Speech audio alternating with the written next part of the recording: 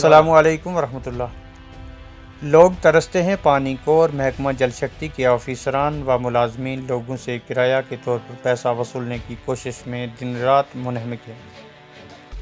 سرپنچ پنچایت حلقہ اڑائی ملکہ محمد اسلم ملک نے سخت تشویش کا اظہار کرتے ہوئے کہا کہ اس وقت ہر طرف پانی کی ہاہاکار ہے۔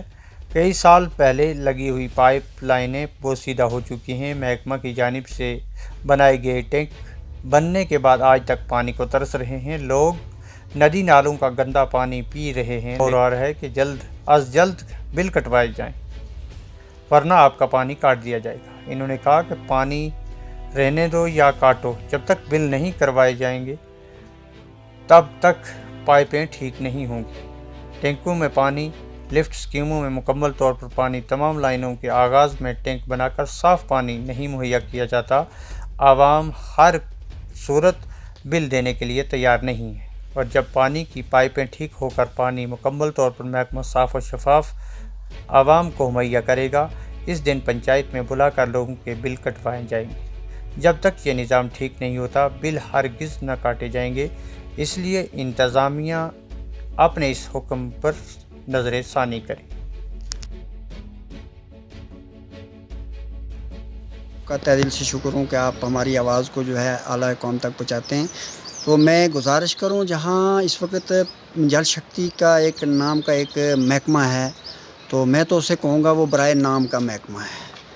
جیسے کہ کئی دنوں پہلے ہم نے سٹرائک اپنا یہاں پہ پرامن ایک احتجاج تحصیلدار منڈی کے پاس بھی رکھا تھا اس سلسلے میں کہ جو آئے دن جو ہے ایکسین صاحب، ان کے تمام جتنے ملازمین ہیں وہ خواہ مخواہ گاؤں کے لوگوں کو تنگ کر رہے ہیں کہ آپ کا کنیکشن کاٹ دیا جائے گا، آپ بل دو، آپ پیمنٹ کرو، آپ یا جی آر کٹواؤ۔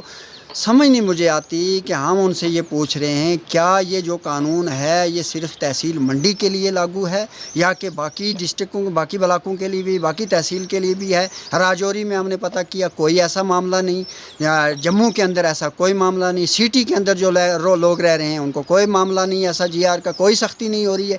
تحصیل منڈی کے اندر ایسی کیوں یہ آرڈر پہ آرڈر چڑھ رہے ہیں؟ میں آپ کی مادھیم سے ایکسن صاحب کو اور ڈی سی صاحب سے گزارش کروں گا خصوصی طور پہ اس پہ توجہ دیں کہ یہاں گاؤں کے لوگ جو ہے غریب لوگ ہیں، یہاں پہ جو نلکوں کی حالت ہے، جو پائپوں کی حالت ہے، وہ گندا پانی جو ہے لوگوں کو سپلائی کیا جا رہا ہے۔